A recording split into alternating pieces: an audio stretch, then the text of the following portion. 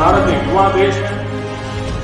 विश्व में हमने युवाओं की आईटी एनर्जी के माध्यम से अपना एक रुतबा खड़ा किया है और भारत इसके बात के लिए गर्व कर सकता है। दुनिया में हम आंख में आंख मिला करके बात कर सकते हैं।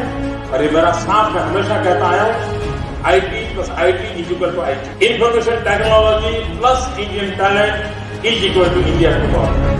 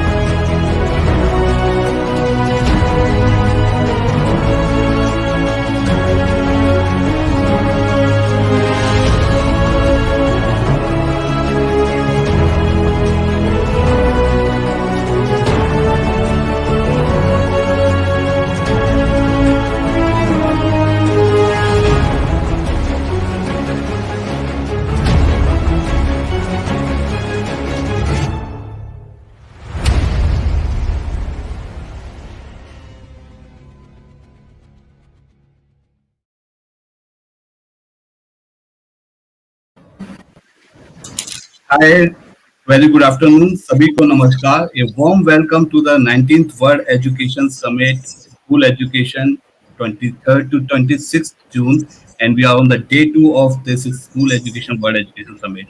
And here we are with yet under a exclusive session with Miss Divya Lal, founder and managing director of Fliplearn Education. She is an EdTech leader and she is then leading the front from the education, and I request Divya Lal ma'am to share the initiatives and the innovations that has been taken by the Fliplearn education in the COVID times, how they are dealing with the school education, how they are helping the schools and the student and the teachers.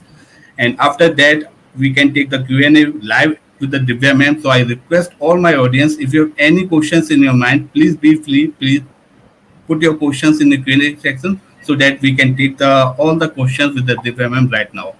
Divya ma'am, over to you. Sharing your virtual desk to you, ma'am.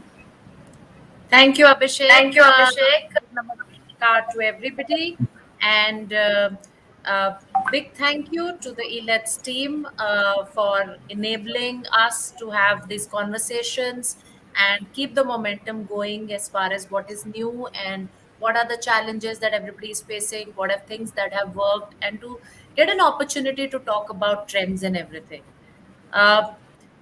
Well, at Fliplearn, we have been working with 400 schools and almost 400,000 students and 18,000 teachers.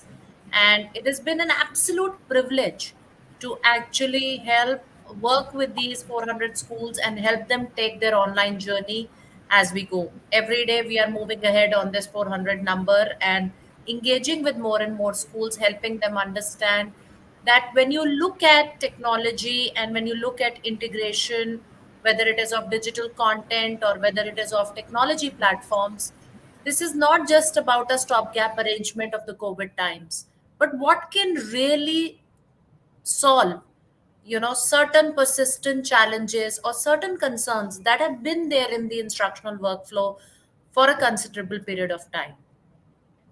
It's been 20 years I've been a part of classrooms, seeing how changes have happened. And if you look at our instructional flow, these changes are been happening across all the spheres. Whether it is classroom teaching, we've seen in the last 20 years how blackboards moved to digital boards, and how the textbooks and the other aids got augmented by digital content in various shapes and forms. We've seen how assessment has just moved from pen and paper to digital assessments, adaptive in nature, helping children at all levels. We've seen that beyond school, the practice piece, you know, majority of the children in India today still get helped by their parents at a primary level, but eventually, more and so, this entire support also goes in and takes help from the tutors. And in the last 2 3 years, we've seen mega giants like Byju's, Vedantu, big online players that have disrupted the whole tuition and the private self study space to actually see. So, this is extremely interesting because every facet of our life is getting evolved, is getting more and more empowered, impacted, in a lot of ways efficient. And it's needless to mention that in the last whole academic year and even this year as it's going by, with the help of these technological disruptions, platforms, we've been able to keep the story going. And for that, I think the biggest thanks goes to our educators. I think a big salute to all our teachers, all our educators who stood up in one voice and said, India will learn no matter what. And we've all, in our own constraints, in our own set of resources, bandwidths, devices, have gone ahead and made some of the most beautiful learning experiences even through the last 1 year. It's obvious that there is nothing that can beat a human face to face interaction, and I think we're all missing that warmth in some way or the other. However, as we keep going, we'll see a lot of impact of how blended models may turn in and how these disruptions may continue. In our own experience of working with schools in the last 1 year plus, we've seen and pushed the thought that online teaching and learning is not just about running cinema halls. It's not just about going on a conference platform and just having. We have to find engaging models of instruction even while we are in a distance learning mode as of now, and then see how we can use these models that can continue. However, today I'm here to talk to you about something else. I believe whether it is instruction or assessment or practice, there have been disruptions about various products and solutions have been launched out. But there is still one area in the instructional workflow where nothing has changed, even though it's a very, very important part of the instructional workflow. Homework. Every day, every instruction more or less will end up in a homework. When the child reaches home after school, the only thing the parents will always get a tab on is how much homework have you got? How much has to be submitted?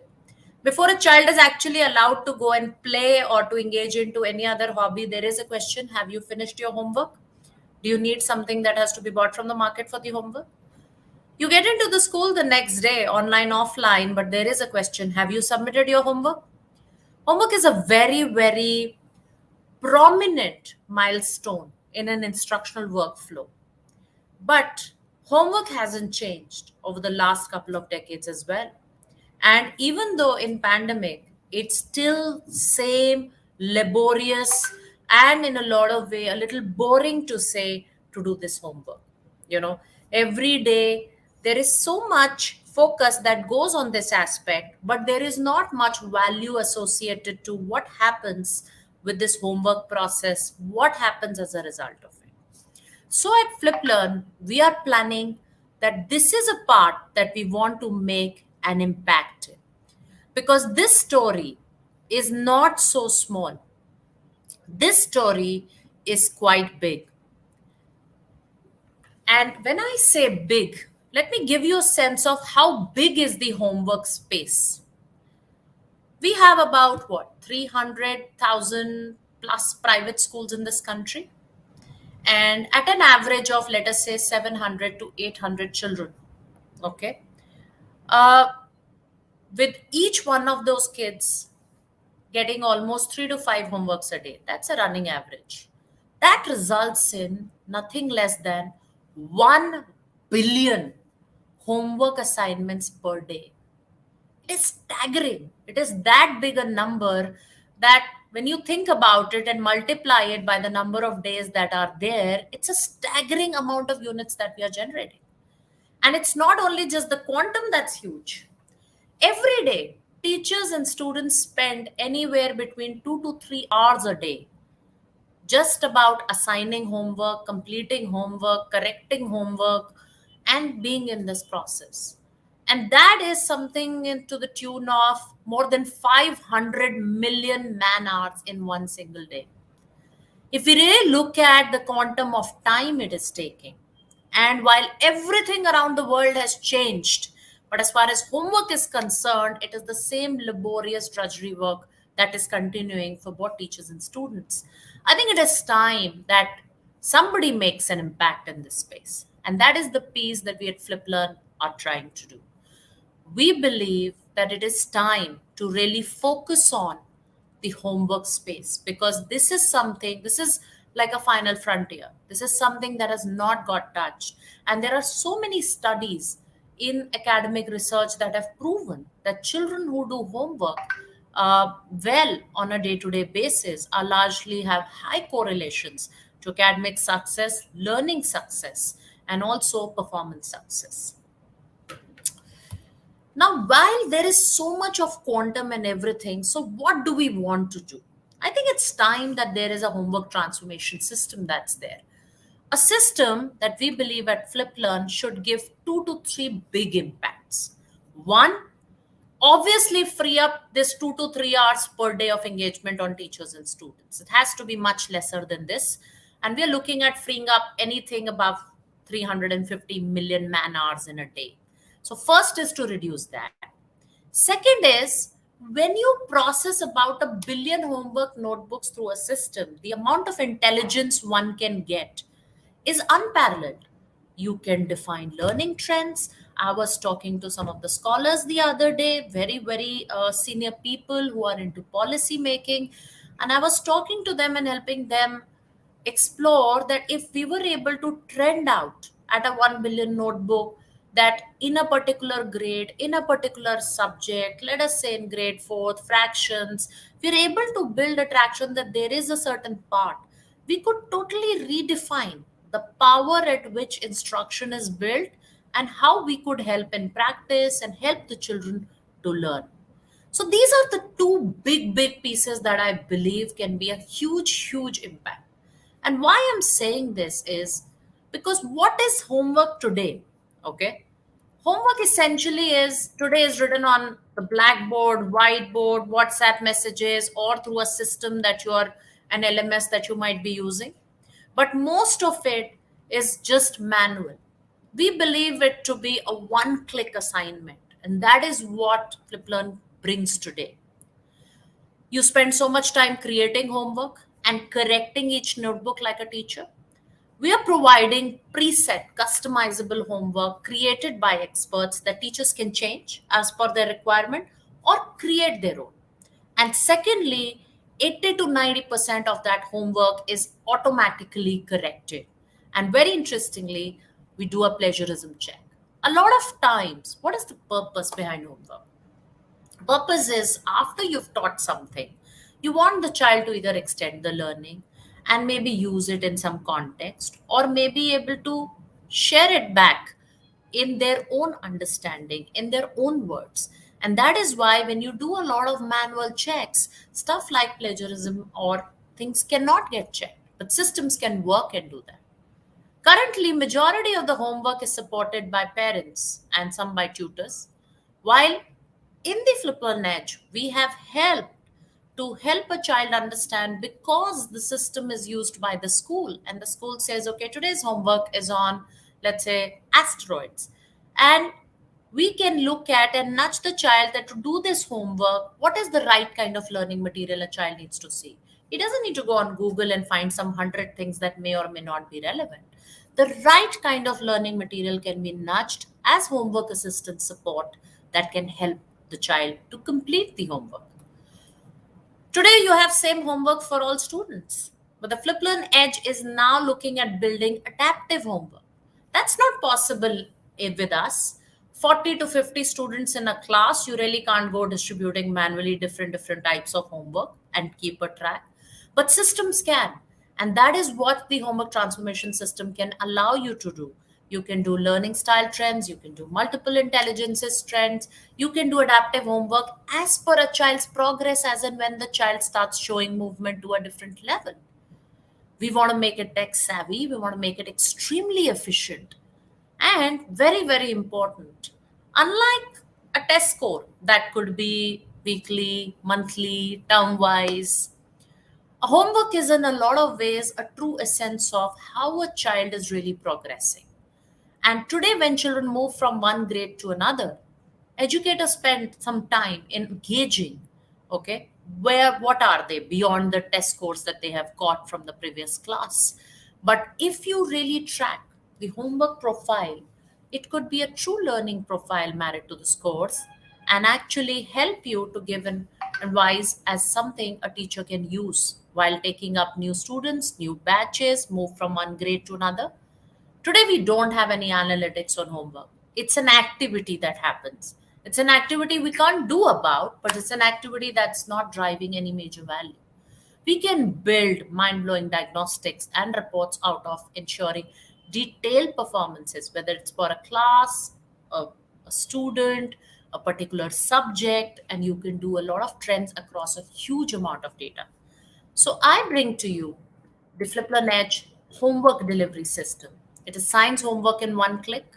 It allows automatic correction. You can have your own content or question bank, and we have our own question bank.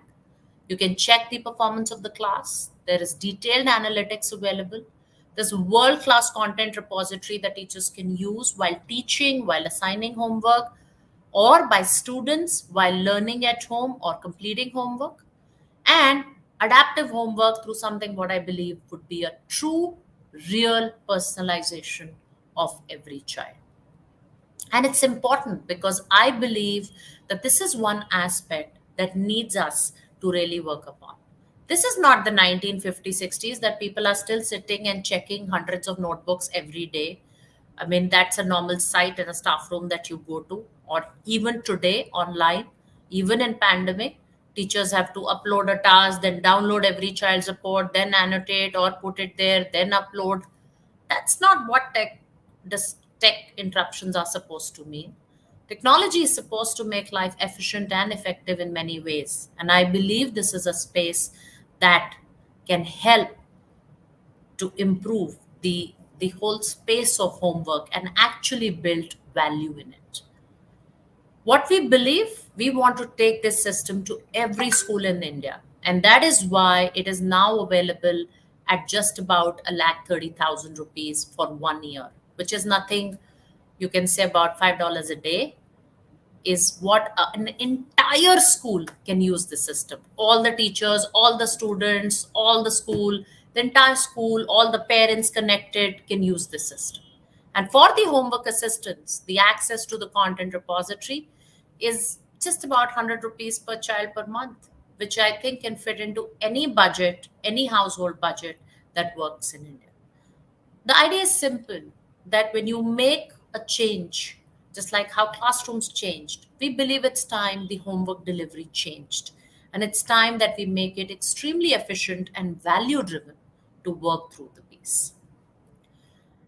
Pandemic has taught us two, three things. There's been a huge surge into how users have come online. And many a times people have said that, you know, what happens after COVID and once schools resume, all of this will go away.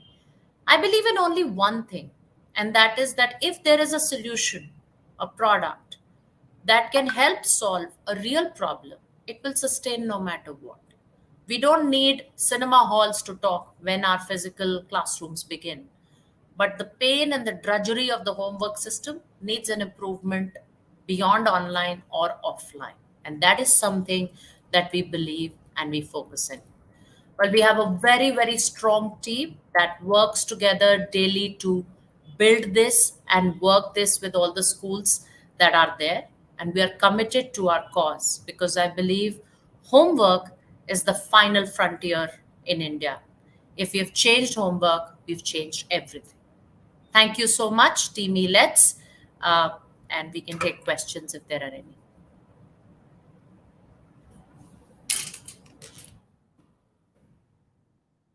Abhishek, you're muted, so. Thank you, Divya ma'am, for sharing this wonderful initiative by the Fliplearn regarding the homework and the schooling at the homes. Divya ma'am, there is some question from the audience side also, and there is some question from our side also. First of all, Divya ma'am, we want to take your views regarding the exam cancellation and what is the future impacts on the schools as well as on the students, ma'am. Right now, we are on the online learning. Learning is campus learning and online learning, there's a difference, ma'am. So even on that exam cancellation is going on, we are not yet that in future there's exams or not. So what's your ma'am views on that, ma'am? See, I think, Abhishek, we can debate both sides of it. But I believe it was still the better decision because choosing life over any risk is always better. India is the youngest country. Protecting our young is also one of our responsibilities. And one exam will not define everything that will happen, right? I believe most of the higher educations will move into some kind of an entrance exam, which will become like some kind of a barrier closure of helping children score the right things. It is unprecedented, and we have to understand. For most of us living, it's the only pandemic we have seen. Unprecedented times require you to take tougher decisions, and tougher decisions may not work on all parameters, but you have to prioritize, and it is a Pareto that you have to hit. So I believe it's a right decision at this point of time. Safety of our people, safety of our young children is of the topmost priority. As far as learning is concerned, yes, it leaves them in a certain space how their higher education piece will happen. But I'm quite sure the higher education space, if you really look at, is far more, if I say, tech driven, tech involvement. World class institutes have been running all top courses online. All Ivy Leagues are running top courses. So I think they'll find a way in which either, an entrance will happen and how this will happen. I think this is where it is. We just have to motivate. My own niece is going through this experience. You have people in your family who go through this. So it's something that goes. I can see a couple of Nah, questions. ma'am. Can So I there is a take one. those? Sure, ma'am. Actually, one question is from the Amit Gupta Khaitan Public School. With the advancement in digital learning, what area do you think student could focus on in the coming times? And another question is from the Kapil Seni Kundan Vidya Mandir Senior Secondary School, Ludhiana. Will digitization technology eliminates need for more teachers? Divya ma'am, if you want to take it live, ma'am. Yes, I will. I will take the first question from Kapil Sani, KVM Ludhiana. Will digitization or technology eliminate need for more teachers? Kapil, I am a firm believer that teacher is the most pivotal person inside a learning experience. She is through which the whole experience is actually built. So any technology disruption is not about taking away the teacher. It's about making the teacher more efficient. It's about making giving the teacher more options to play with. It's about saving her time, her energy, and helping her focus on main things. So I don't think so technology will ever eliminate the need for more teachers. I think it's about enabling better learning experiences and better focus at any point of time. The second question, with the advancements in digital learning on areas, do you think students could focus on in the coming times? See, this is Amitji. I would like to take it in a very different way. We are a generation that are digital migrants. We have learned it a little later. We are talking about a generation that is digital natives. We don't have to teach them anything much as far as technology is concerned or as far platforms is concerned. You would have seen in your own house with your own children, etc. This is a generation that has come in a time where this becomes a native nature to them. So they don't believe that advancements in digital learning are something which are very great. This is a part of life for them. An app gets an upgrade every week or something. This is something they work with. I believe what is important fundamentally to a child's learning progress is while they hone up their knowledge on learning content, how much skills they build, what is the kind of value system they will build upon and go. Because as you come out of that very protective school and college time, life shows you a very different face. You know, you're competing, you are struggling, you fail every day. A lot of times I have shared this that, you know, the first 20-22 years of our life, we are told that you cannot fail. We have to pass and we have to succeed, we have to come in the top 10. After the first 23-24 years, you come to start working, and then you realize you're failing every day. You're failing at work, you're making decisions that will not go your way, you fail in relationships, you fail. There is so much failure. And I believe that children today uh, take a lot of time in adapting and understanding that failure is a part of life as much as success is. And I think if somewhere we build the ability that it's okay to fail, because what is important is not that you succeed every day, but what will be important is if you can get up after a failure and still keep doing your things. Because life will throw you 10, 12 things every day. Okay. And you cannot succeed at all of them. Nobody can. So I feel that is a piece that if we can focus in helping students embrace failure as much as success, could be a turning point for a generation that's coming through. Why? There's another question from Yes, ma'am. Sujata Singh from St. John's, Agra. Why awareness of skills is important for students today? Well, Sujata, it's well known. Half of the things we learned don't exist. Half of the things we grew up with as devices don't exist today. Uh, you know, the way technology is going in your day-to-day life, things are getting obsolete by the second.